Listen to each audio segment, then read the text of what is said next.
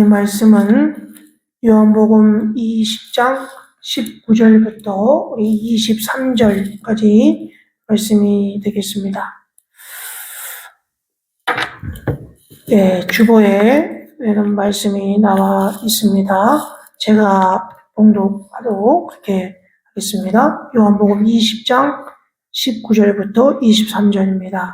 이날 곧 안식 후 첫날 저녁 때에 제자들이 유대인들을 두려워하여 모인 곳에 문들을 닫았더니 예수께서 오사 가운데 서서 이르시되 너희에게 평강이 있을지어다. 이 말씀을 하시고 손과 옆구리를 보이시니 제자들이 주를 보고 기뻐하더라.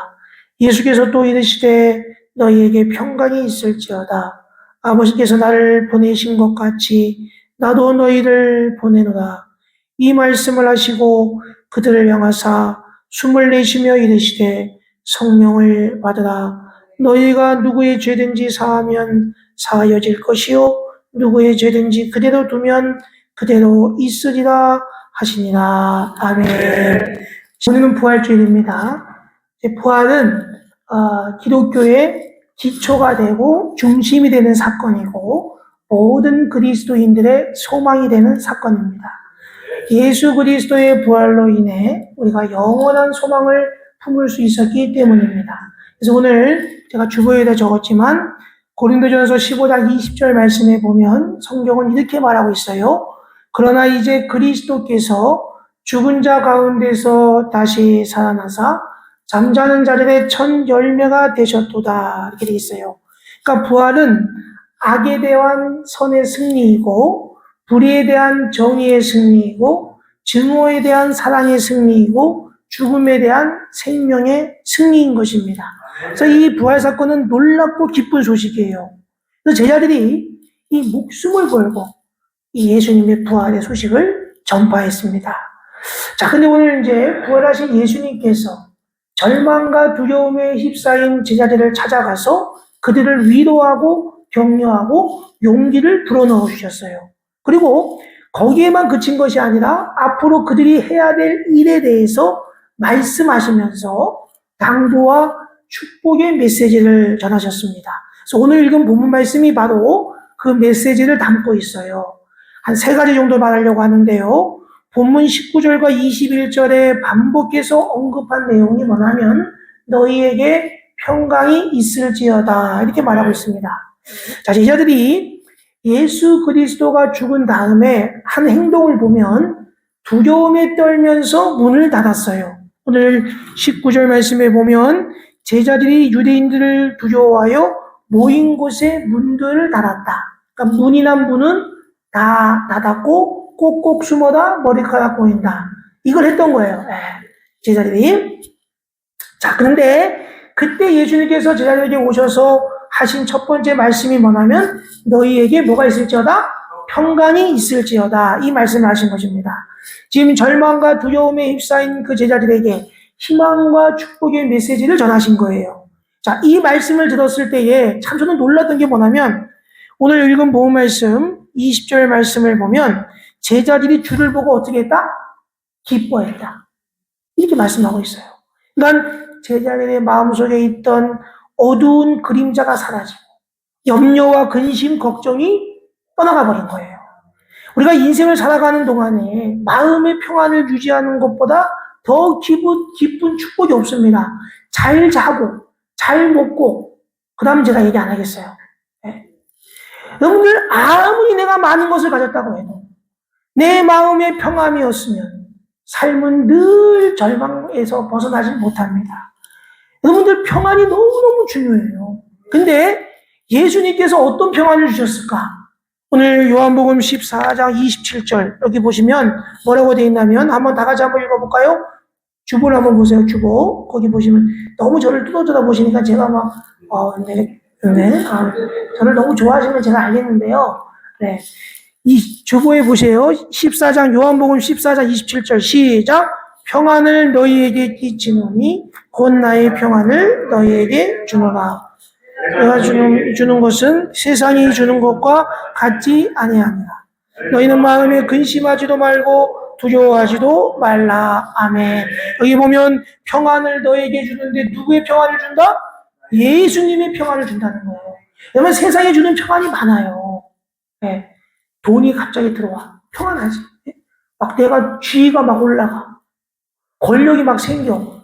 갑자기 평안해져요. 집이 15평에서 20평, 30평 늘어나요. 그럼 평안해져요. 근데 그런 평안이 아니라 예수님의 평안을 너에게 준다는 거예요. 그리고 그 예수님의 평안은 어떤 평안이다? 세상이 주는 것과 같지 않다 이거예요. 네. 세상이 줄 수 없는 평안이에요. 참되고 영원한 평안이에요. 그 누구도 빼앗길 수 없는 평안을 예수님께서 주셨습니다. 아멘. 그러니까 우리는 마음에 근심하지도 말고 두려워하지도 말아야 돼요. 자, 이사야 선지자가 예수님을 뭐라고 얘기했냐면 평강의 왕이다 이렇게 얘기했어요. 그리고 예수님이 탄생했을 때 천군 천사들이 뭐라고 외쳤냐면 하나님께 영광이요 땅에서는 하나님이 기뻐하신 사람들 중에 뭐가 평화로다 이렇게 말씀했단 말이에요. 그러니까 예수님은 참된 평안과 영원한 구원을 주시기 위해서 십자가에서 죽으셨고 부활하셨습니다. 아멘. 그렇기 때문에 우리가 예수님을 만나면 예수님의 평안이 우리에게 임하고 그리고 그 예수님의 평안을 누리며 사시는 우리 사랑하는 성도님들 다 되시기를 주님의 이름으로 축원합니다. 아멘. 두 번째는 예수님께서 이렇게 참된 평안을 우리에게 주셨는데 부활하신 예수님께서는 더 이상 두려워하지 말고 염려하지 말고 죄와 절망으로 가득 찬 세상으로 나아가라고 말씀하고 있습니다. 우리 21절 요한복음 20장 21절 말씀에 보면 예수께서 또 이르시되 너희에게 평강이 있을지어다 그리고 아버지께서 나를 보내신 것 같이 나도 너희를 보내노라. 아멘. 우리가 예수 그리스도의 놀라운 은혜로 구원받았어요. 마음의 평안을 얻었습니다. 기쁨과 감사가 넘치게 됐어요. 그럼 가만히 있으면 안 돼요. 이제 우리의 주위의 절망과 슬픔과 고통 가운데 있는 사람들에게 예수님의 부활의 기쁨을 전해야 됩니다. 예수님의 평안을 전해야 돼요. 죽어가는 영혼을 살려야 됩니다. 그리고 우리가 복음을 들고 나갈 때에 예수님이 함께 하시는 줄 믿습니다. 마태복음 28장 20절 말씀에 보면 내가 너희에게 분부한 모든 것을 가르쳐 지키게 하라. 볼지어다. 한번 보세요. 내가 세상 끝날까지 너희와 항상 함께 있으리라 하시니라. 아멘. 예수님께서 우리에게 사명을 주시고 그 사명을 이루시기까지 우리를 떠나지 아니하시고 우리의 발걸음을 인도해 주시는 줄 믿습니다. 근데 우리의 삶을 하나님의 영광이 온 천하에 나타나게 해주세요. 그러니까 우리는 항상 기억해야 돼요. 나는 어디에 보냄을 받은 자다? 세상에 보냄을 받은 자라는 것을 늘 기억해야 됩니다. 그리고 예수 그리스도의 사명을 감당하는 착하고 충성된 종으로 살아야 되는 줄 믿습니다. 사도 바울은 로마서 1장 14절과 15절 말씀에 뭐라고 말씀하고 있냐면 헬라인이나 야만인이나 지혜 있는 자나 어리석은 자에게 다 내가 빚진 자라. 그러므로 내가 할 수 있는 대로 로마에 있는 너희에게도 복음 전하기를 원하노라 이렇게 말하고 있어요. 그러니까 내가 할 수만 있는 대로 복음 전하는 사명을 감당하겠다 이 얘기예요. 그래서 오늘 우리가 이 부활절 예배가 끝난 다음에 이제 오후에 밥을 먹고 여기서 잠깐 모여서 기도한 다음에 우리가 이제 전도하러 나가요. 씨 뿌리는 작업을 하는 거예요. 예수 그리스도의 복음을 전하는 것이야말로 구원받은 성도가 마땅히 해야 될 사명인 것이고 교회가 감당해야 될 가장 핵심적인 사역인 줄 믿습니다. 그러니까 예수 그리스도의 복음은 땅끝까지 전파돼야 돼요. 이를 위해서 우리가 구원받았음을 늘 기억해야 되는 줄 믿습니다. 자, 그래서 오늘 요한복음 20장 22절 말씀에 보면 자, 예수님이 내가 너희들을 세상에 보내는데 그 다음에 예수님 하신 행동이 뭐냐? 22절에 이 말씀을 하시고 그들을 향하사 숨을 하고 내쉬며 이르시되 뭘 받으라? 성령을 받으라. 우리가 창세기에 보면 하나님이 이게 인간을 흙으로 빚으셨어요. 근데 거기에 뭐라고 했냐면 생기를 불어넣었다 하게 되어 있어요. 맞죠? 생기를 불어넣었다. 생기를 불어넣었다는 얘기가 쉽게 설명하면 숨을 하고 불어넣으셨다는 거예요. 여러분들 이렇게 요즘 갑자기 이렇게 쓰러지는 분들 많아요. 심전지가 와요. 그럼 뭘 해야 돼요? 막 누르죠. 막 눌러야 돼. 누른 다음에 이 누르는 것만 하면 안 돼. 기도를 확보하고 마우스 또 마우스, 입과 입이 연결되면서 숨을 이렇게 불어넣으셔야 돼. 배우셨죠? 네. 그게 중요해요. 그러니까 이것만 계속 하고 이거 한 30번, 40번 하고 그 다음에 숨을 한번 불어넣고 이걸 해야 됩니다. 근데 오늘 예수님이 뭐라고 되어 있냐면 예수님이 내가 너희를 세상에 보내는데 숨을 잘 내쉬면서 성령을 받으라 이렇게 말했어요. 그러니까 예수를 믿을 때에 성령을 받으면 내 죽었던 영이 살아나고 하나님의 자녀로 변화됩니다. 성령이 없이는 예수를 구주로 믿을 수 없습니다. 내가 성령을 받아서 우리가 예수를 구주로 믿게 되고 성령 충만을 받아서 우리가 능력 있는 신앙생활을 하게 되는 줄 믿습니다. 그러니까 성령 충만을 받아야지만 우리 힘으로 하는 것이 아니라 성령의 능력으로 살아갈 수가 있는 거예요. 우리가 자꾸만 목사님 저 전도 못해요. 아우 저 전도 어떻게 해요. 여기 만나면 막 그래요. 근데 여러분들 그거는 내 힘으로 하려고 하니까 안 되는 거예요. 내 생각, 내 의지 하면 안 돼요. 성령의 능력으로 하면 다 되는 줄 믿습니다. 그렇기 때문에 부활하신 예수님께서 제일 먼저 하신 말씀이 성령 받으라 이렇게 말씀합니다. 성령은 하나님의 영으로 살리는 영이에요. 성령은 새롭게 만드는 영이에요. 치유하는 영이에요. 성령께서는 우리가 주의 일을 할 수 있게 만듭니다. 성령 충만하면 성령의 9가지 열매를 맺고 예수 그리스도의 성품이 삶 가운데 나타납니다. 성령 충만하면 예수를 닮은 자가 돼서 예수 그리스도의 구원과 하나님 나라의 열방에 전하는 자가 되는 줄 믿습니다. 그 때문에 C.S. 루이스가 순전한 기독교라는 책에서 이런 말을 했어요. 뭐라고 되어 있냐면 모든 그리스도인은 작은 그리스도가 되어야 한다. 그것이 그리스도인이 되는 목적의 전부입니다. 이렇게 말했어요. 그렇습니다. 우리는 다 작은 예수가 되어야 돼요. 그것이 우리가 예수 믿는 목적이고 그리스도로 살아가는 삶의 모습인 것입니다. 우리가 작은 예수가 되기 위해서는 성령을 받아야 됩니다. 성령을 받으면 우리는 복음 전파의 사명을 감당할 줄로 믿습니다. 그렇기 때문에 예수님께서 사도행전 1장 8절 말씀에 뭐라고 말씀하고 있냐면 오직 성령이 너희에게 임하시면 너희가 권능을 받고 예루살렘과 온 유대와 사마리아와 땅끝까지 이르러 뭐가 되리라? 내 증인이 되리라 하시니라. 아멘. 우리는 자꾸만 복음의 증인이 되려고 해요. 근데 복음의 증인이 되기 전에 먼저 해야 될 것이 뭐냐면 성령을 받아야 됩니다.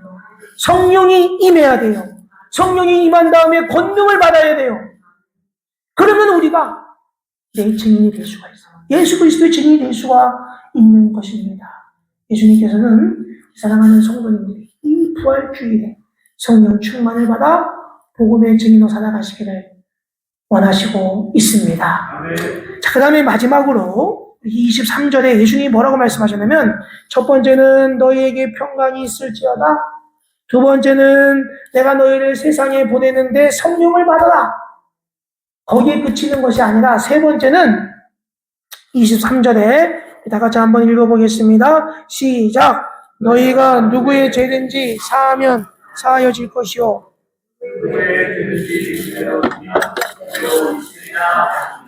아멘. 이 여러분들 복음서를 잘 보시면 예수님이 꼭 기도와 그걸 하면서 용서를 꼭 얘기하세요. 용서는 예수님이 주신 결론입니다. 우리가 하나님의 무한한 용서와 사랑으로 예수를 믿고 하나님의 자녀가 되었어요. 구원받았어요. 값없이 구원받아서 하나님의 자녀가 되었어요. 그러면 우리는 예수 그리스도의 놀라운 용서와 사랑을 실천하며 살아야 됩니다. 나를 괴롭히고 내게 고통과 어려움을 준 사람, 내 마음속에 지울 수 없는 상처를 남긴 사람, 그런 사람들 여러분들 예수 그리스도의 사랑으로 용서하며 살아야 돼요. 그것이 너무너무 중요합니다. 그래서 우리가 주기도문에 예수님이 가르쳐 주신 그 주기도문 내용 가운데 용서가 있어요. 그럼 보세요. 우리가 우리에게 죄 지은 자를 사하여 준 것 같이 우리의 죄를 사하여 주시옵고 이렇게 말하고 있어요. 여기서 말하는 것은 뭐냐면 용서는 상황에 따라 선택할 수 있는 것이 아니에요. 조건에 따라 선택할 수 있는 것이 아니에요. 그리스도인이 반드시 해야 되는 그리스도인의 덕목입니다. 그러면 용서하지 않으면 기적이 생길 수가 없어요. 용서할 때만 문제가 해결돼요. 용서하지 않으면 기적이 일어날 수가 없는 것입니다. 용서의 삶을 실천할 때 하나님의 영광이 나타나요. 우리가 영광 얘기하지만 용서하지 않으면 기적도 영광도 문제 해결도 안 됩니다. 우리의 죄를 십자가에서 다 용서하신 예수의 사랑으로 우리는 용서하며 살아야 됩니다. 사랑과 용서도 모든 상처를 치료하시는 예수님이 일꾼이 되어야 되는 줄 믿습니다. 사랑하는 관용교회 성도 여러분, 우리 안에 먼저 예수 부활의 믿음이 있어야 합니다. 그리고 예수 부활이 나의 부활입니다. 예수 부활이 있기 때문에 내가 부활할 수 있는 거예요. 그리고 부활하신 예수님께서 제자들에게 하신 말씀이 부활 신앙으로 살아가는 자가 은혜이고 축복임을 기억해야 됩니다. 그리고 부활을 믿고 예수의 종이 되어 예수를 따르는 우리에게 예수님께서 주시는 은혜와 평강의 복이 넘치기를 주님의 이름으로 축원합니다. 아멘. 그리고 예수 그리스도의 보내심을 받았어요. 그러면 우리는 성령 충만의 은혜를 받아야 돼요. 복음 전파의 사명을 잘 감당할 수 있도록 성령 충만의 은혜를 받아야 되는 줄 믿습니다. 그리고 예수께서는 사모하고 구하는 자에게 그 성령의 은혜를 부어주시는 줄 믿으시기 바랍니다. 그리고 우리는 용서하며 살아야 돼요. 예수를 닮은 성도가 되기 위해서는 용서하며 살아야 됩니다. 예수 부활의 기쁨과 영광이 우리의 심령과 여러분의 삶의 현장에 가득 넘치시기를 주님의 이름으로 축복합니다. 할렐루야! 우리 앞뒤 자분들과 외치겠습니다. 주님 부활하셨습니다. 예수님 부활하셨습니다. 다 같이 기도하겠습니다. 할렐루야. 사랑과 은혜가 많으신 하나님 아버지, 주님께서 살아나셨습니다. 무덤은 비었고 사망은 이기지 못했습니다. 예수님께서 죽은 자 가운데서 다시 살아나사 잠자는 자들의 첫 열매가 되셨습니다. 오 주님, 주님의 부활이 나의 부활임을 이 시간 다시 한번 고백합니다. 이제는 죽음을 두려워하지 않게 하여 주옵소서. 주님과 함께 다시 살아난 자로 새 생명을 누리며 살아가는 우리 사랑하는 관용교회 성도님들 다 되게 하여 주옵소서.